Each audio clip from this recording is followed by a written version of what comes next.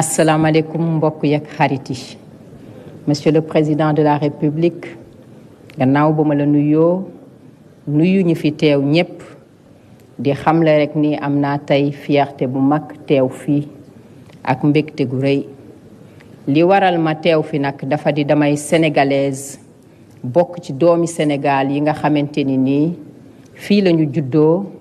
fii lañu yaroo fii lañu màggee te xam lu dul Sénégal te Sénégal rek ñooñu ñor bu fekkente ni nii maa ngi jël sama kàddu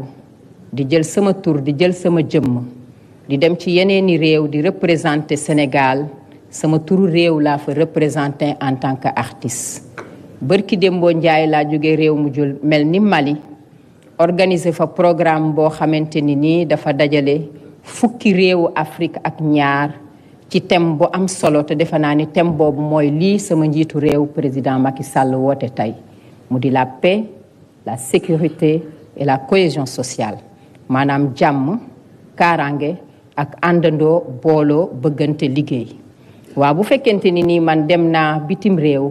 def fa lu mel noonu sama réew woote lu mel nii nga xamante ni nii ñun ñépp la war a ñor ndax Sénégal ñun ñoo ko moom. bu yàqoo ñun la yàqal ndax xamuñu feneen fudul Sénégal te teewuma ci defe naa ni bu booba mëtaluma citoyenne sénégalaise bi ma doon ndax li wolof naan bala ngaa laax jaay laax lekk te bi may ñëw fii mën naa raconter rek anecdote bu ndaw daa am ñu ni ma dangay dem ci dialogue bi ma ne waaw damay dem ci dialogue bi ñu ni ma yow di nekkoo fi woon sax léegi looy wuti ci dialogue bi ma ne xanaa doon doomu sénégalais juddoo Sénégal yaroo Sénégal màggee Sénégal am réew mu mel ni Sénégal muy exemple ak fierté ci àdduna ak ci Afrique teg ci sama njiitu réew woote loo xamante ni nii dafa woote jàmm ci Sénégal kon bu ma ca demul jàppale ko kon man mëtaluma Sénégal gi ma doon.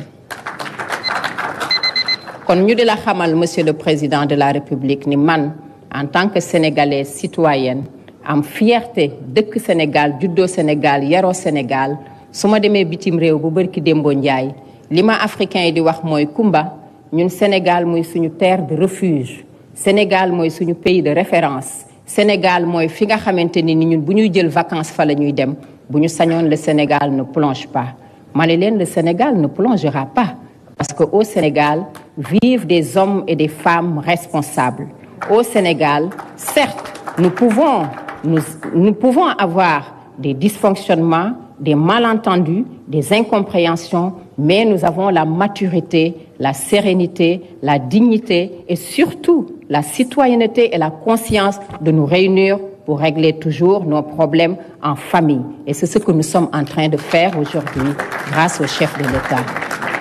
Donc j'invite les Sénégalais, hommes et femmes, les artistes, les jeunes,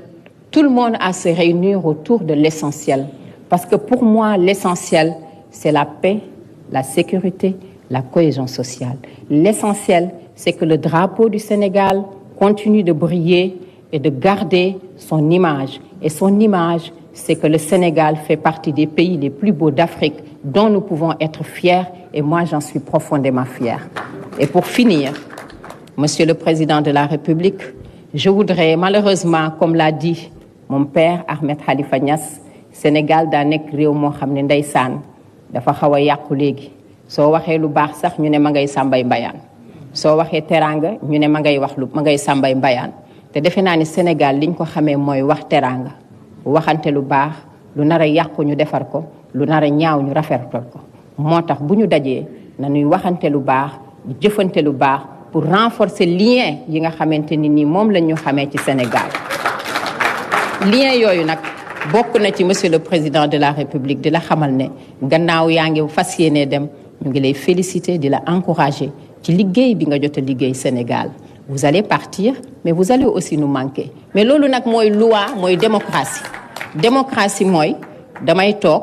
bu waxtu wa jotee keneen ñëw te loolu dafa bokk ci image du Sénégal mais fépp foo mën a ne gëm nañu ne yow am nga conscience ni Sénégal mooy primé Sénégal moo intérêt bi nga xam ne nii moo war a jiitu ca kanam te loolu ngay œuvrer di ko liggéey ñu ngi lay encourager di la ñaanal di la féliciter di ñaan li gën ci Sénégal mais li gën ci Sénégal it gannaaw yàlla suñu borom ñun ñoo ko war a liggéey ñun Sénégalais yi nañu ko liggéey te xam ne Sénégal rek et un et indivisible. Donc fi may finir rek mooy may leen soleil comme ni ma ko waxee rek sama morceau bi nga xam ni moom laa mujj wax ndax loolu defe naa ni waxoon naa ko ci sama way wa